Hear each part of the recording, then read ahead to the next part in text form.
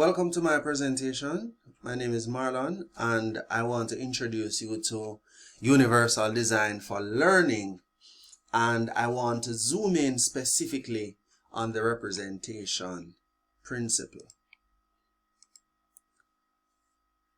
If you take a look at my screen, you will see something. For some of you, this information might be easily perceived, for some not so easily, and that's unique to you, right? But what it says is this: what if there was a way everyone could learn in their own way and still have success?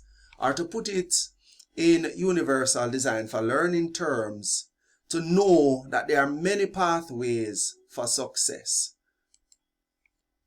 Universal Design for Learning, or UDL in short, is an approach to curriculum development aimed at removing barriers in education to make it accessible to the largest number of learners. So it's an approach to curriculum development, and it is aimed at removing barriers in education to make it accessible. So those are very important terms, right? It's connected to curriculum development, and it's aimed at removing barriers and to make it accessible to the largest number of learners. That suggests certain things. For one, it suggests that right now we are not as accessible as we can be, and right now we are not reaching the largest number of learners we can.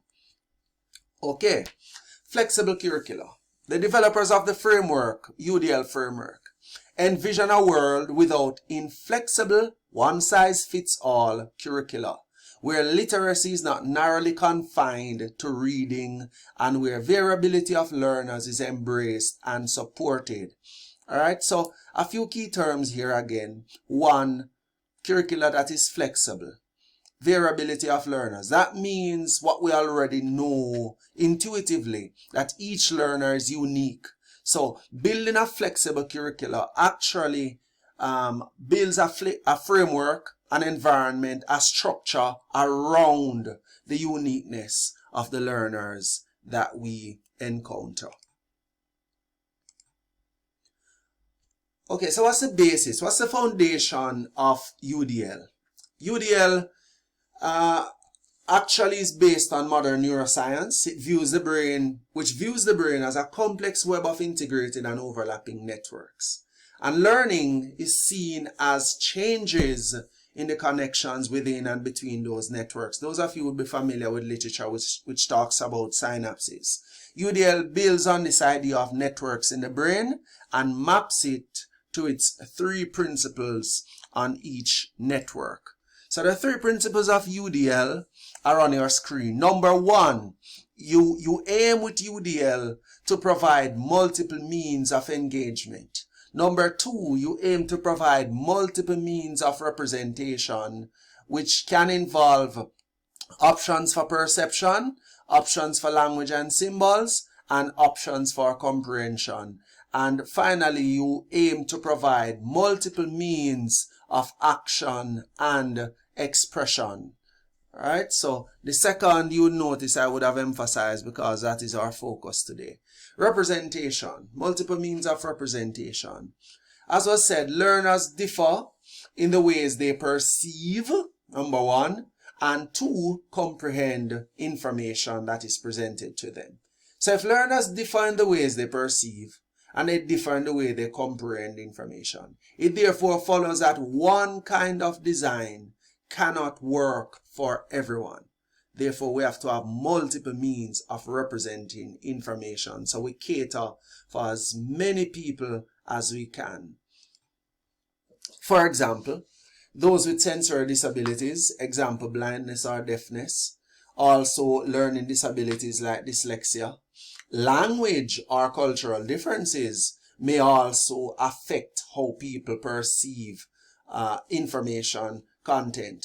Also, others may simply grasp information quicker or more efficiently through visual or auditory means rather than printed text. And this is a major part of UDL, aiming to build expert learners. And expert learners in the UDL framework just means those who have found unique ways ways that work for them, that help them to be as efficient and effective in their learning as possible.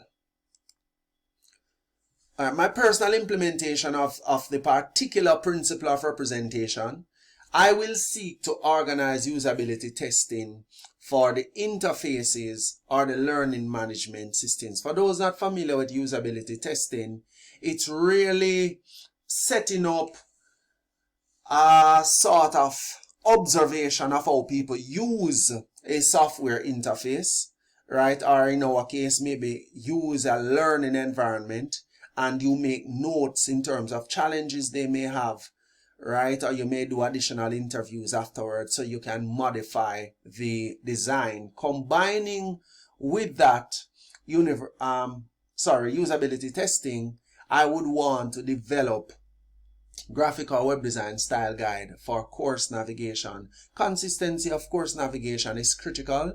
This is something that has popped up in the literature in terms of what is necessary to help people to navigate well and to perceive information. Also, finally, I will need to examine the ways assistive technology can be part of my course designs. In terms of my role as a course instructor, I see the immersive reader in Microsoft Teams as very important as a tool. I see stuff like VoiceThread as a tool that may be very helpful in terms of my courses as well. So then, to conclude, UDL is a powerful approach for designing a flexible curriculum that can help many. We as instructional designers, course instructors, curriculum developers must aim to enter into the lived experiences of our learners, and UDL can help us to do that. So my question to you, what about you? How do you plan to use universal design for learning?